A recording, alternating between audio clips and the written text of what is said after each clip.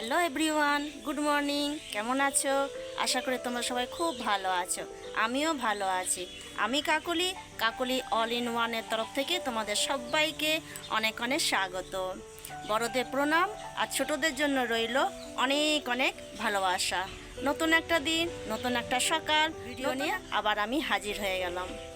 আমি এখন দাঁড়িয়ে আছি পেঁপে গাছের তলায়। দাঁড়াও, দেখাচ্ছি তোমাদেরকে পেঁপে গাছটা। এই দেখো, এই হচ্ছে পেঁপে গাছ। কত পেঁপে ধরে আছে, অনেক পেঁপে ধরে আছে। এখান থেকে আমি একটা পেঁপে পেরে নেবো, ঠিক আছে? তোমাদের যদি কারো পেঁপের দরকার লাগে, মানে পেঁপে সবজি খাবার ইচ্ছা হয়, তাহলে আমাদের বাড়িতে এসে এখান থেকে নিয়ে যেতে পারো। কোনো দাম লাগবে না, এমনি এমনি দিয়ে দেবো, ঠিক আছে? চলো আমি এখান থেকে একটা পেঁপে পেরে নিই। আজকে পেঁপের কালিয়া করব।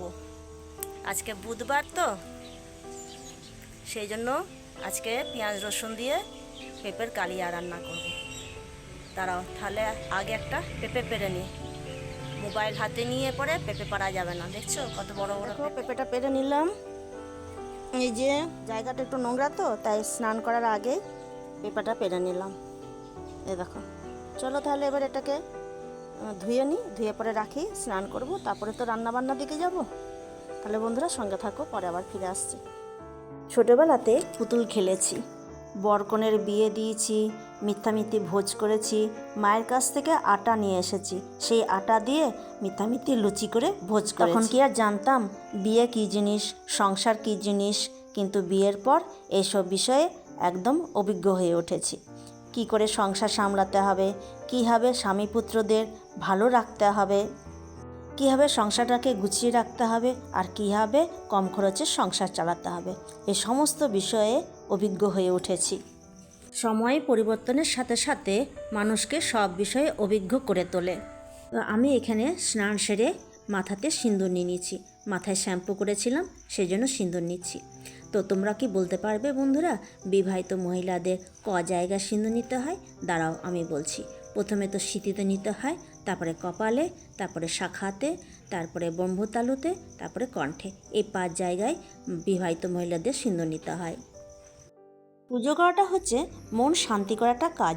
সকাল সকাল যদি স্নান সেরে পুজোটা করে নেওয়া যায়, তো সারা দিনের মতো একটা বড় কাজ চুকে যায়। আর আমার তো পুজো না করলে কোনো কিছু মুখেই দিতে মন হয় না। আর আমি প্রত্যেক দিন 3টে করে ধূপ জ্বালি। ঠাকুরের কাছে 2টো দিই, আর তুলসী মন্দিরে 1টা দিই। আচ্ছা বন্ধুরা, আমি যে এই 3টে ধূপ জ্বালি, এটা আমি ঠিক করি না ভুল করি, একটু আমাকে বলে দেবে তো? পুজো সেরে চলে এলাম ব্রেকফাস্ট করতে। এখানে ব্রেকফাস্টে মেয়েরা বানিয়েছে পাস্তা মশলা ছাড়া বানিয়েছে এই পাস্তাটা। এখন খেয়ে দেখব কেমন হয়েছে। সত্যি বন্ধুরা, বললে বিশ্বাস করবে না, পাস্তাটা এত সুন্দর হয়েছিল না, অসাধারণ হয়েছিল। আমার মেজো মেয়েটা এই পাস্তা বলো আর ম্যাগি বলো খুব সুন্দর বানাতে পারে। খুবই ভালো লাগে ওর হাতের তৈরি ম্যাগি পাস্তা খেতে। পেঁয়াজ রসুন দিয়ে বানিয়েছিল, দারুণ হয়েছিল। ধনে, জিরে, সর্ষে এগুলো দোকান থেকে নিয়ে এসে পরে ধুয়ে পরে ব্যবহার করতে হয়, কেননা এইগুলোর মধ্যে প্রচুর ময়লা থাকে। তো আমি সেটাই করেছি। আমি দেখো ধনে আর জিরেগুলোকে ধুয়ে পরে চালনির মধ্যে রেখে দিয়েছিলাম, যাতে জলটা ভালো করে ঝরে যায়। জলটা ঝরে গেলে পরে আমি ধনে আর জিরেটাকে থালার মধ্যে দিয়ে পরে রোদে দিয়ে দিলাম। 3-4 দিন রোদে দিলে পরে ধনে জিরাটা খটখটে হয়ে যাবে। তারপরে এটাকে আমি আরেকবার শুকনো কড়াইয়ে গরম করে নিয়ে পরে মিক্সিতে দিয়ে গুঁড়ো করে নেব। শীতকালের রোদ ভারী মিষ্টি লাগে, আমার ক্ষেত্রে তো তাই লাগে, কেননা শীতকাল আমার একদম পছন্দ নয়। আমি হলাম গিয়ে শীতকাতুরে। আমাকে যদি খেতে না দিয়ে বলে যে তুই রোদে বসে থাক, তো আমি সারাদিন রোদে বসেই থেকে যাব, এতটাই আমি শীতকাতুরে। তো আমি এই রোদে বসে বসে সবজি কাটছি। মাথাতে শ্যাম্পু দিয়েছিলাম, তো এতে আমার চুলটাও শুকিয়ে গেল, আর আমার একটুখানি রোদ পোহানো হয়ে গেল। আমার কর্তামশাই চচ্চড়ি খেতে খুব পছন্দ করে, তো যতবার হাট যাবে ওই হাট থেকে কপির ডাঁটাগুলোকে নিয়ে আসবে চচ্চড়ি খাবার জন্য। আর চচ্চড়ি সবজি কাটতে তো বেশ টাইম লাগে। কপির ডাঁটাগুলোকে কুচি কুচি করে কাটোরে, বেগুন কাটোরে, আলু কাটোরে, মূলো কাটোরে, শিম কাটোরে, আর এইসব সবজিগুলো কাটতে টাইম লাগে না বলো তো? আর যে জিনিসটা খেতে ভালো লাগে তার পেছনে তো পরিশ্রম একটু দিতেই হবে। তো আমি এখানে চচ্চড়ি কাটছি, আর হবে ওই পেঁপের কালিয়া আর করব একটুখানি চাটনি। আমার কর্তামশাইয়ের আবার চাটনি না হলে হয় না, তো প্রায় দিনই আমাকে চাটনিটা করতে হয়। তাহলে চলো ঝপাঝপ সবজিগুলো সব কেটে নিই। সবজিগুলো কেটে নিয়ে পরে রান্না চাপাবো। রান্না আমার শেষের মুখে। এটা চাটনি হচ্ছে, দেখো এই হচ্ছে পেঁপের কালিয়া, পেঁয়াজ রসুন দিয়ে করেছি। গাছের পেঁপে এভাবে রান্না করেছি, মানে পেঁপে সেরকম কেউ খেতে চায় না মেয়েগুলো, তো এরকম করে রান্না করলে তবে খাবে, নয়তো খাবে না। আর এখানে এই যে কফির ডাঁটাগুলো দিয়ে চচ্চড়ি করেছি, আর এই হচ্ছে চাটনি। এটা হয়ে গেলেই রান্না কমপ্লিট। চলো প্রত্যেকবারের মতো আজকেও দুটো কমেন্টে রিপ্লাই দিয়ে দিই। শ্যামলী দি ভাই লিখেছে, খুব ভালো লাগলো কাকুলি দি এভাবে চিলড্রেন্স ডে সেলিব্রেট করার জন্য।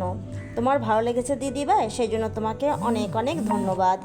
বুলটি সাহা অফিসিয়াল থেকে লিখেছে, দারুণ দারুণ হয়েছে দিদি ভাই, তোমার ভালো লেগেছে সেই জন্য তোমাকেও অনেক অনেক ধন্যবাদ। এই তো আমি খেতে বসে গেলাম, সবাইকে খাইয়ে দাইয়ে তারপর আমি বসছি। বাড়ির গৃহিণীদের এটাই হলো ধর্ম, সবাইকে খাইয়ে দাইয়ে সবার শেষে খেতে বসো বাচ্চা কুচা। নিয়েছি ভাত, এই যে চচ্চড়ি আছে, আর আছে পেঁপের কালিয়া আর চাটনি, 7-8টা লঙ্কা দিয়ে নিয়েছি। তো চলো বন্ধুরা খেয়ে নিই। বাজে এখন 2:45, ঝটপট করে ফিরে আসছি আবার।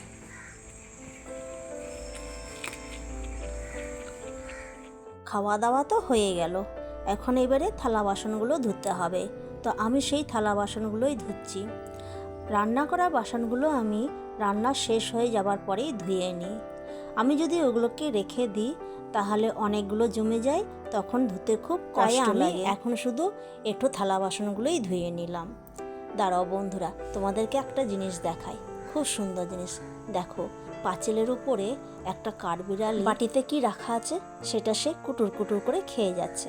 বাটিতে কি রাখা আছে কি জানি, আমার মেয়েরা কিছু হয়তো রেখেছে, আর সে সেটাকে কুটুর কুটুর করে খেয়ে যাচ্ছে। কি কিউট লাগছে তাই না দেখতে? তো প্রকৃতির এই সৌন্দর্যগুলো দেখতে না ভারী ভালো লাগে। সন্ধ্যাবেলাতে আমার কর্তামশাই নিয়ে এলো সিঙ্গারা। মেঘ না চাইতেই জল, কেন জানি না আজকে আমার বড্ড সিঙ্গারা খেতে মন হচ্ছিল, আর দেখো পেয়েও গেলাম, কি ভাগ্য। তাহলে চলো গরম গরম সিঙ্গারা, তার সাথে চা, এই হচ্ছে আজকে আমাদের ইভিনিং স্ন্যাক্স। আর সিঙ্গারাগুলোর সাইজ দেখো বেশ বড় বড়। আমাদের এদিকে না এরকমই বড় বড় সাইজের সিঙ্গারা পাওয়া যায়, আর একটা সিঙ্গারার দাম 5 টাকা। একসাথে খাবার খাওয়া মজাই আলাদা। কিন্তু আমার কর্তামশাই তো খাওয়া হয়ে গেছে সেই কোন বিকালবেলায়। তো এখন আমরা ডিনার করতে বসে গেছি 3 জন মিলে, আমি আর আমার 2টো মেয়ে। আমরা প্রত্যেক দিন 9টা থেকে 9:30টার মধ্যে ডিনার করে নিই। তো এখন আমরা ডিনারে করছি রুটি, আর দিনের যা সবজি ছিল সেটাই। তো রাত্রে আমি কোনো দিনই সবজি করি না। বাই চান্স যদি কোনো দিন সবজি না থাকে তাহলে আমি রাত্রেবেলাতে আলু ভেজে নিই, আর বেশি কিছু করি না। কি বন্ধুরা, এখানেই ভিডিওটা শেষ করে দেবো। তোমাদের যদি আজকে আমার এই ভিডিওটা ভালো লেগে থাকে তাহলে অবশ্যই কিন্তু লাইক কমেন্ট শেয়ার করে দিও, আর পাশে থাকা বেল আইকনটা অবশ্যই প্রেস করে রাখবে।